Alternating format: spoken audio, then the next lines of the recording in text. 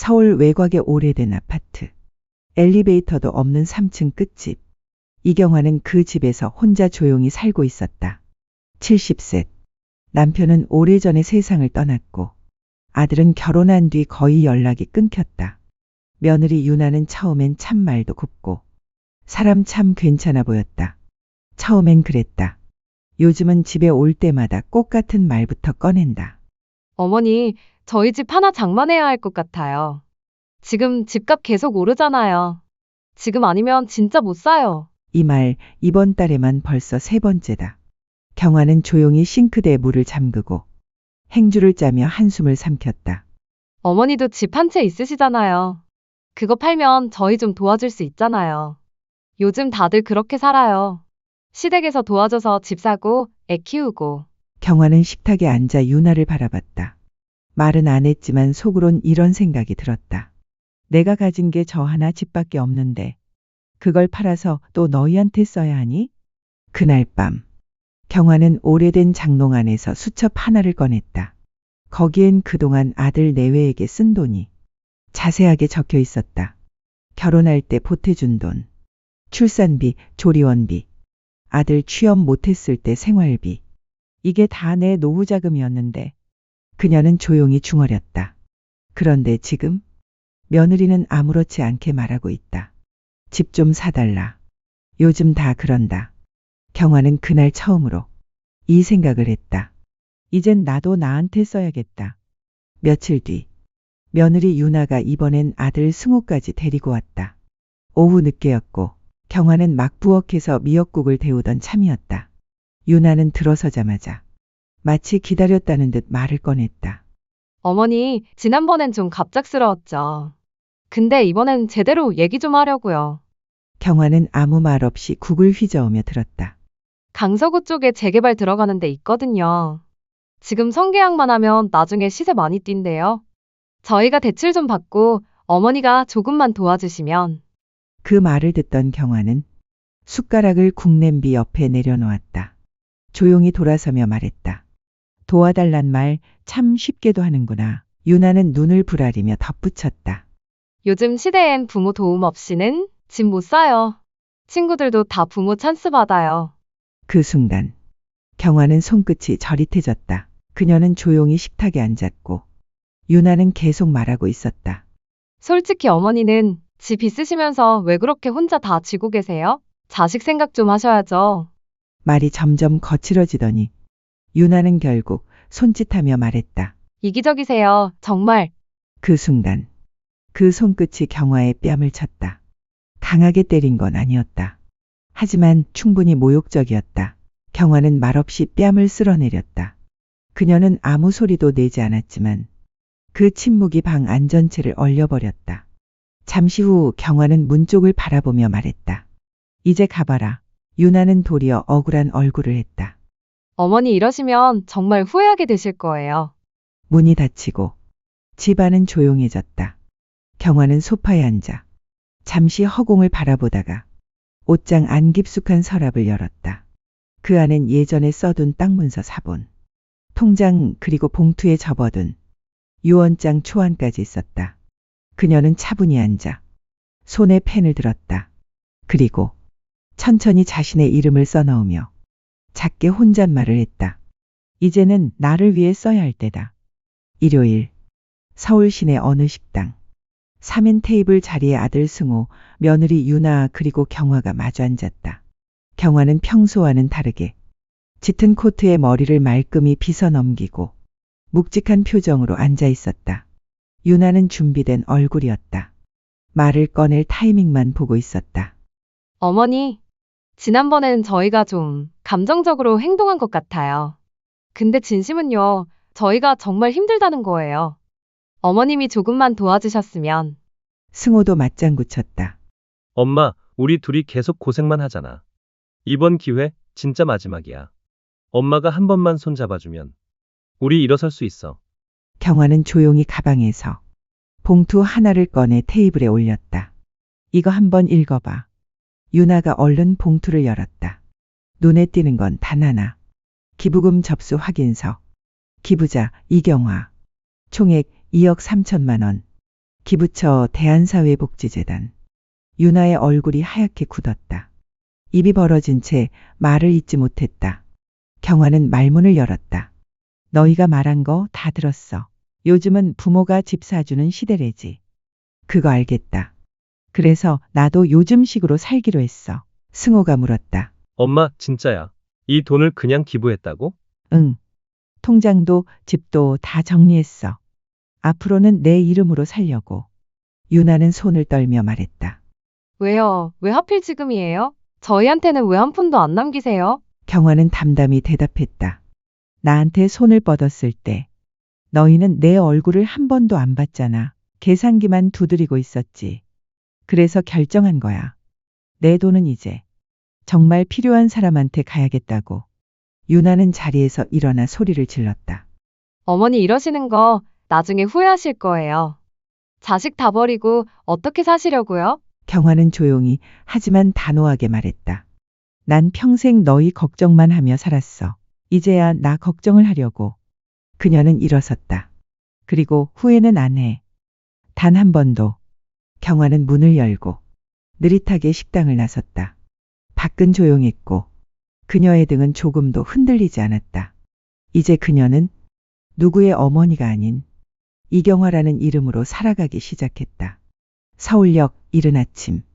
경화는 무거운 캐리어 하나를 끌고 강릉행 열차에 올랐다. 짐은 별거 없었다. 오래 입은 옷 몇 벌.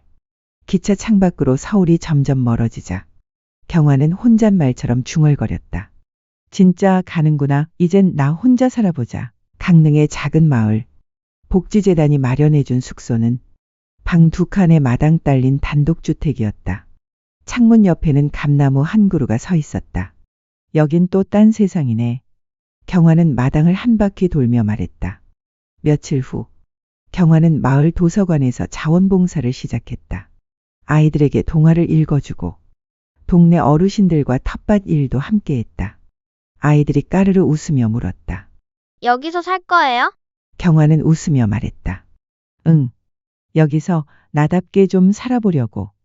도서관 벽에 손수 적은 메모엔 이렇게 쓰여 있었다. 이젠 누구의 엄마가 아닌 그냥 나로서 살겠습니다. 어느 날 오후 작은 찻집에 앉아있던 경화에게 복지관 직원이 다가왔다. 선생님, 서울 본부에서 연락 왔어요. 기부자 사례 발표회에 꼭 모시고 싶다고 하네요. 경화는 잠시 고민하다가 잔에 담긴 유자차를 한 모금 마시고 대답했다. 서울엔 정리하고 내려왔지만 이번 한 번쯤은 가야겠네요. 이젠 숨을 일도 없고 쫓길 일도 없으니까요. 그날 밤 경화는 마당에 앉아 밤하늘을 올려다봤다. 달빛이 감나무 잎 위에 내려앉고 있었다. 그녀는 조용히 말했다.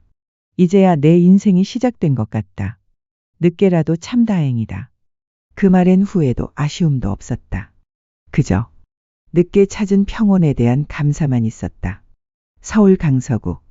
반년 전까지만 해도 중층 아파트였던 유난의 집은 이제 작은 원룸 근처 반지하 전세로 바뀌었다. 창문은 사람 키보다 낮았고 결로 때문에 벽지는 울퉁불퉁했다. 유나는 커튼을 치면서 말했다. 진짜 어머니만 도와줬어도 이러진 않았을 텐데. 은행은 대출을 거절했고 친정은 우리도 빠듯하다. 는 말만 되풀이했다.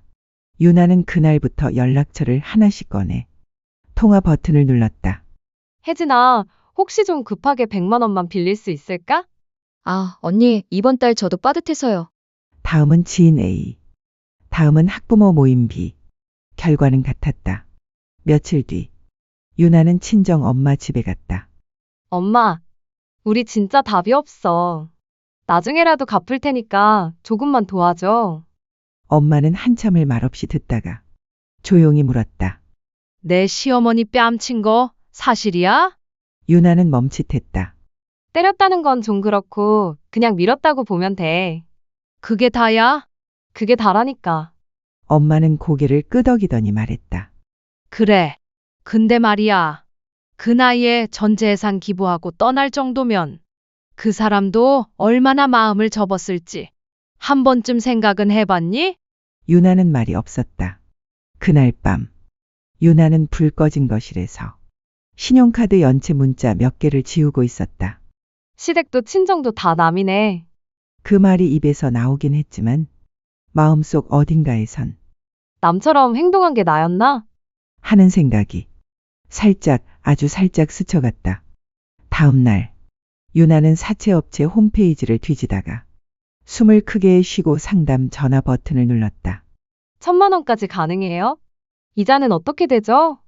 그날 그녀는 처음으로 이렇게까지 해서 돈을 구해야 하나? 스스로 묻는 순간을 맞았다. 하지만 이미 너무 늦어 있었다. 그 시각 경화는 강릉 텃밭에서 상추를 따고 있었다. 작은 마을 아이가 다가와 물었다. 할머니, 서울은 안 가요? 경화는 웃으며 대답했다. 서울은 이제 내 쓸모없는 걱정이 있던 곳이야. 여긴 내가 웃는 곳이지. 한쪽은 제 삶을 찾았고 한쪽은 점점 더 무너지고 있었다. 그 차이는 아주 조용하게 하지만 분명히 벌어지고 있었다. 서울 시내 회색빛 건물 안. 아들 승호는 말없이 노트북을 닫고 있었다. 책상 위엔 인사과에서 건넨 명예퇴직 안내서가 놓여 있었다. 승호 씨, 이번 구조조정에 포함되셨습니다. 부장님도 말리고 싶어 했는데 우리도 어쩔 수가 없네요. 그 말에 승호는 가만히 고개를 끄덕였지만 손끝이 살짝 떨리고 있었다. 그날 저녁 승호는 말없이 소파에 앉아 TV를 틀었다. 유나는 반찬을 데우다 남편 얼굴을 힐끔 보고 물었다. 왜 그렇게 말이 없어? 무슨 일 있어? 한참 뜸을 들이던 승호가 작게 중얼거렸다. 회사에서 잘렸어. 그 순간 유나 손에 들린 접시가 싱크대에 떨어지며 깨졌다. 뭐라고? 진짜야? 당장 다음 달이면 카드값도 못 내는데. 지금 그 말이 나와? 유나의 목소리는 점점 높아졌고 승호는 아무 말도 못한 채 그 자리에 그대로 앉아 있었다. 며칠 뒤 유나는 머리를 질끈 묶고 카페 아르바이트, 대리운전 콜센터 모든 구직 앱을 뒤졌다. 시간 딱 10,000원이면 하루에 10시간. 30일하면 300만 원은 벌겠네. 스스로 말하다가 고개를 푹 숙였다. 승호는 말이 줄었고 집에선 늘 조용히 누워만 있었다. 가끔 게임, 가끔 뉴스. 밖엔 나가지 않았다. 둘 사이의 대화는 계산서 얘기뿐이었다. 카드사에서 또 독촉장 왔어. 그냥 무시해. 이자만 늘어. 당신 진짜 뭐라도 해야 되는 거 아니야? 알아보고 있어. 그 대화가 반복될수록 둘 사이의 온도는 더 식어갔다.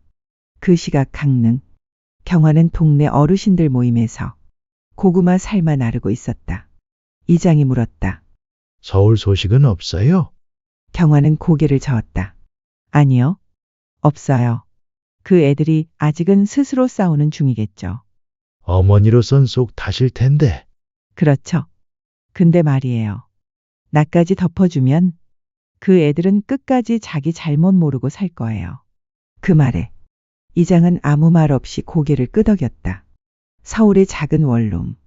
유나는 거울을 보며 입술을 바르고 옷을 매만졌다. 다시 SNS에 셀카를 찍었다.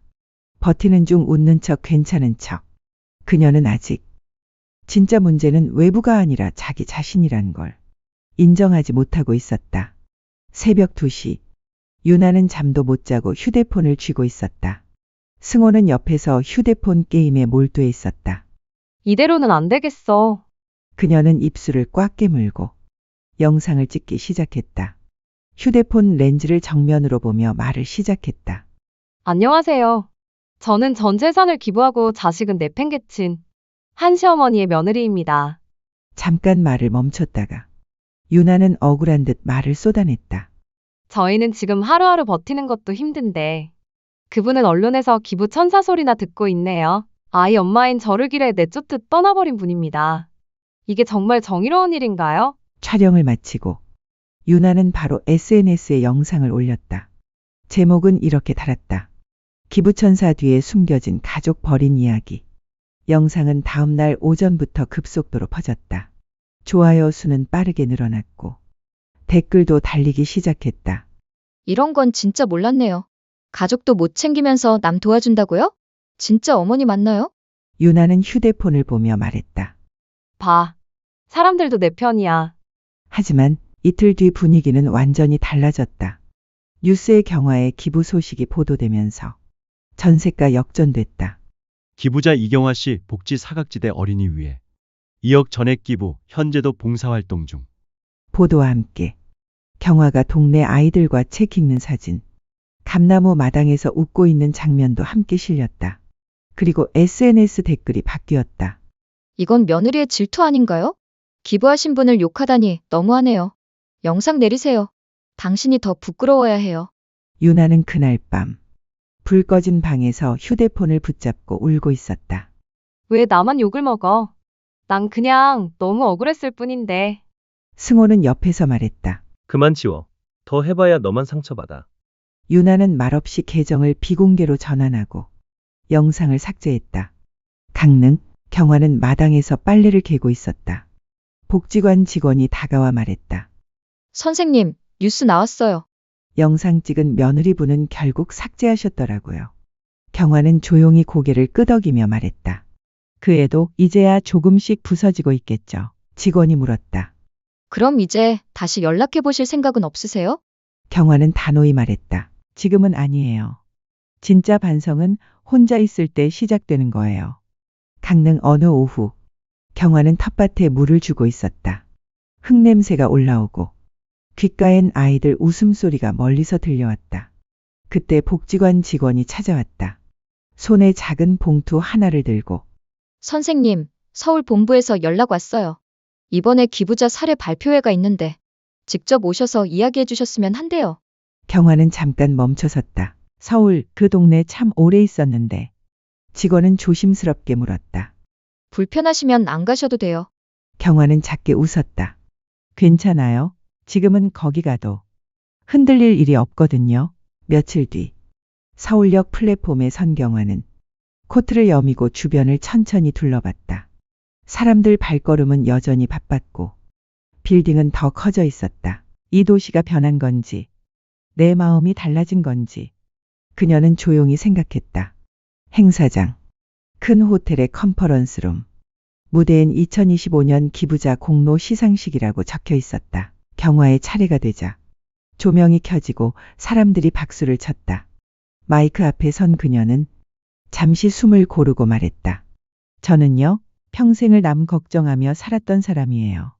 가족 걱정, 아들 걱정, 손주 걱정. 그러다 보니 내 걱정은 한 번도 못했더라고요. 잠시 말을 멈췄다가 천천히 말을 이었다. 이제는 제 이름으로 살고 있습니다. 그게 얼마나 소중한 일인지 늦게 깨달았지만 다행이에요. 박수가 다시 쏟아졌다. 행사를 마친 뒤 경화는 행사장 밖 벤치에 앉아 종이컵에 담긴 따뜻한 커피를 마시고 있었다. 그때 누군가 조심스레 다가왔다. 엄마, 고개를 돌리자 초췌한 얼굴의 아들 승호가 서 있었다. 잠시 후 둘은 근처 조용한 카페에서 마주 앉았다. 승호는 고개를 숙인 채 작게 말했다. 요즘 많이 힘들었어요. 유나도 불안장애 생기고, 저도 아직 일 못 구했고요. 경화는 말없이 들었다. 얼굴엔 특별한 감정이 없었다. 그때 엄마 뺨 맞았을 때, 저 사실 알고 있었어요. 그런데 그냥 넘겼어요. 내가 틀렸던 거예요. 승호는 울 듯한 목소리로 말했다. 엄마, 한 번만 다시 생각해보면 안 될까요? 경화는 천천히 종이컵을 내려놓고 말했다. 너 지금 힘들어서 온 거지? 진짜로 변했는지. 아직은 모르겠어. 승호는 아무 말도 못했다. 경화는 조용히 자리에서 일어섰다. 나 내일 새벽 기차 타고 다시 내려가야 돼. 아이들 기다리고 있거든. 그녀는 문을 열고 나가면서 짧게 덧붙였다. 내가 진짜 변했는지. 그건 내가 아니라 내가 증명해야 할 일이야. 카페 밖. 서울 밤거리엔 불빛이 반짝였지만 경화의 발걸음은 그 어느 때보다 또 한겨울 강릉. 감나무 잎은 다 떨어지고 경화 집 앞 골목길엔 차가운 바람만 불고 있었다. 그날 그 골목에 낯익은 그림자가 서 있었다. 유나였다. 아이를 품에 안고 등에는 가방 하나, 손엔 작은 봉투를 들고 있었다. 초인종을 누를까 말까 망설이던 끝에 그녀는 조용히 문을 두드렸다. 어머니, 저예요. 유나예요.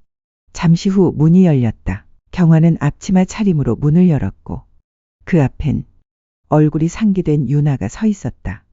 이렇게 갑자기 와서 죄송해요. 근데 더 늦으면 안 될 것 같아서요. 유나는 고개를 숙였다. 저 진짜 많이 생각했어요. 그땐 너무 몰랐어요. 제가 뭘 잘못했는지도 모르고. 그냥 억울하단 생각만 했어요. 경화는 말없이 바라봤다. 눈빛은 흔들림 없었고 표정은 담담했다. 이 아이도요.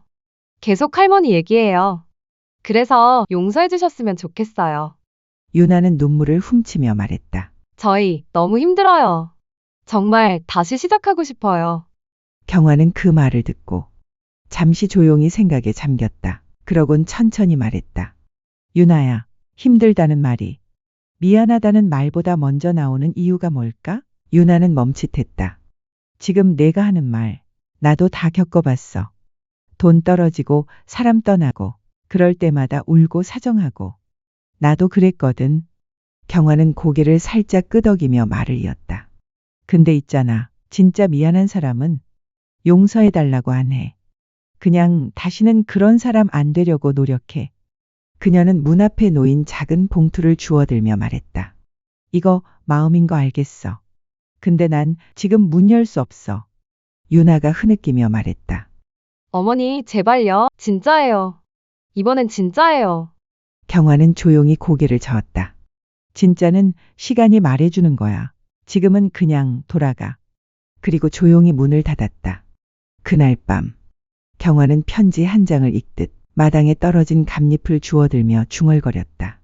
용서라는 게 결국은 서로에게 기회를 다시 묻는 일이지. 그녀의 손엔 따뜻한 차 한 잔이 놓여 있었고 눈빛은 여전히 단단하면서도 슬펐다. 며칠 뒤, 이번엔 경화 집 앞에 승호 혼자 찾아왔다. 두 손엔 과일 바구니와 봉투 하나를 들고 있었다. 경화는 현관문을 열고 무표정하게 말했다. 유나 대신 온 거야? 응, 유나는 아직 제정신이 아니야. 나라도 와야겠다 싶어서. 거실에 마주 앉은 두 사람. 승호는 봉투를 조심스럽게 꺼냈다. 엄마, 이건 기부금 일부 반환 청구서야. 변호사한테 알아봤는데 사정 있으면 일부 돌려받을 수 있다더라고. 경화는 말없이 서류를 넘겨보다 조용히 말했다. 그걸 준비할 시간에 내게 전화 한 통이라도 했으면 좋았을 걸. 승호는 당황했다. 아니, 우리는 그냥 방법을 찾으려고 했던 거야. 엄마도 알잖아. 우리 요즘 진짜 벼랑 끝이라고. 경화는 과일 바구니를 밀어내며 말했다. 그래서 결국 또 돈 얘기네. 미안하단 말은 없어도 이런 서류는 챙겨왔구나. 승호는 목소리를 높였다. 난 엄마 아들이잖아. 어떻게 이렇게까지 할 수 있어? 경화는 조용히 대답했다. 넌 내 아들이 맞아. 근데 난 내 지갑은 아니야. 잠깐의 정적. 경화는 단단한 눈빛으로 말했다. 지금까지 너희가 뭘 했는지 생각해봐. 사과는 한마디도 없었고 눈물도 결국 돈이 끊겨서 난 거였잖아. 승호는 할 말이 없었다. 고개를 떨구고 조용히 일어났다. 경화는 현관까지 따라가지도 않았다. 대신 혼잣말처럼 중얼거렸다. 진심 없는 회개는 도움도 안 되고 상처만 남기지. 서울로 돌아가는 버스 안. 승호는 말이 없었고 그 옆자리엔 유나가 앉아 있었다. 어머니 뭐래? 그냥 끝난 것 같아. 유나는 창밖을 보며 한참을 입 다물었다. 그래도 방법은 있을 거야. 그 말에 승호는 슬프게 웃었다. 그들의 간절함이 결국 돈이었다는 사실만 또렷하게 드러나는 순간이었다. 겨울비가 내리던 날, 유나는 반지하 방 창가에 앉아 있었다. 창문 틈으론 빗물이 스며들었고 아이 옷에선 빨래도 제대로 못 말린 냄새가 났다. 휴대폰에선 카드사 연체 문자, 사채업체 독촉 전화, 이젠 그게 익숙했다. 나 진짜 여기까지 온 거야? 유나는 중얼였다. 눈은 멍했고 얼굴은 화장기 없었다. 며칠 뒤, 대출 상담을 받기 위해 찾은 사무실. 직원은 서류를 넘기며 말했다. 신용등급은 6등급 미치예요. 보증인 없으면 힘들어요. 유나는 작게 웃었다. 보증 서줄 사람도 없어요, 이제. 집에 돌아오니 승호는 여전히 침대에 누워 있었다. 한참을 쳐다보다 유나는 물었다. 당신 나 좀 안쓰럽지 않아? 승호는 무표정하게 말했다. 지금 누구 하나 동정할 여유가 어딨어. 그 말에 유나는 말없이 화장실로 들어가 문을 잠그고 앉았다. 손엔 약봉지 하나, 며칠 전 산 불면증 약이었다. 죽고 싶은 게 아니라 그냥 너무 지쳤다. 그녀는 결국 약을 내려놨다. 그리고 울었다. 조용히 한참을. 다음 날 유나는 머리를 대충 묶고 아이 손을 잡고 동네 마트를 돌았다. 엄마, 왜 요즘 고기 안 먹어? 응, 고기보다 달걀이 더 맛있잖아. 아이는 눈치채지 못했지만 그날 장바구니엔 1,000원짜리 달걀 반판 하나뿐이었다. 그날 밤 유나는 편지를 쓰기 시작했다. 어머니, 그냥 잘 지내시죠? 저는 아직도 못난 며느리예요. 그런데 이제야 알겠어요. 어머니가 나를 끄는 게 아니라 내가 스스로 망가졌던 거더라고요.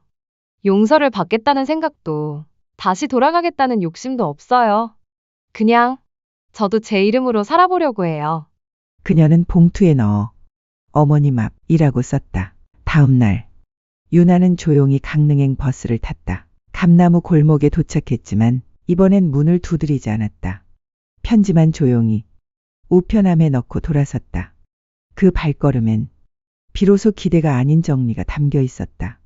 그날 저녁 경화는 감잎을 쓸던 중 우편함을 열고 편지를 꺼냈다. 글씨를 한 줄 한 줄 읽으며 경화는 조용히 눈을 감았다. 그리고 중얼거렸다. 사람이란 게 참 이렇게 늦게서야 달라지기도 하네. 몇 년 후 강릉의 늦은 봄 경화는 여전히 그 집에서 살고 있었다. 감나무 아래마당엔 텃밭에서 뽑은 쑥이 바구니에 담겨 있었고 작은 찻잔엔 유자청이 담겨 있었다. 아침 햇살이 부엌을 비추던 그때 우편함에 편지 한 통이 도착했다. 보낸 사람 유나. 편지는 정갈하게 접혀 있었고 흰 봉투엔 어머님께 글씨가 단정하게 쓰여 있었다. 경화는 조용히 주전자에 물을 올리고 책상에 앉아 편지를 펼쳤다.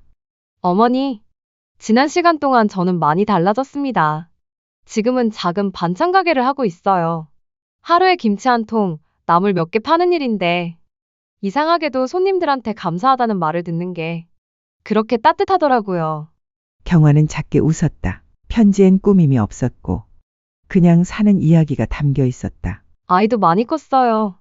이제는 할머니 얘기하면 내가 나중에 꼭 다시 보러 갈 거야. 라고 말해요. 그리고요, 제가 요즘 제일 많이 하는 말이 나도 이제 내 이름으로 살고 있다. 는 말이에요. 그 말 어머니한테 배운 거예요. 경화는 찻잔을 들고 천천히 마셨다. 편지의 마지막엔 이렇게 적혀 있었다. 어머니, 용서를 바라진 않아요. 그냥 마음이 닿기를 바랄 뿐입니다. 나중에 시간이 되시면 한 번쯤 반찬 가게에 들러주세요. 돈은 안 받을게요. 정말 맛있게 만들 자신은 있어요. 유나 올림? 경화는 마당 의자에 앉아 편지를 무릎에 올려두고 조용히 하늘을 올려다봤다. 감나무 가지 사이로 바람이 슬며시 불어왔다. 그녀는 중얼거렸다. 그래, 이제 좀 괜찮구나. 그리고 찻잔에 따뜻한 물을 다시 채우며 작게 웃었다. 오랜 시간 끝에 비로소 마음을 내려놓는 순간이었다.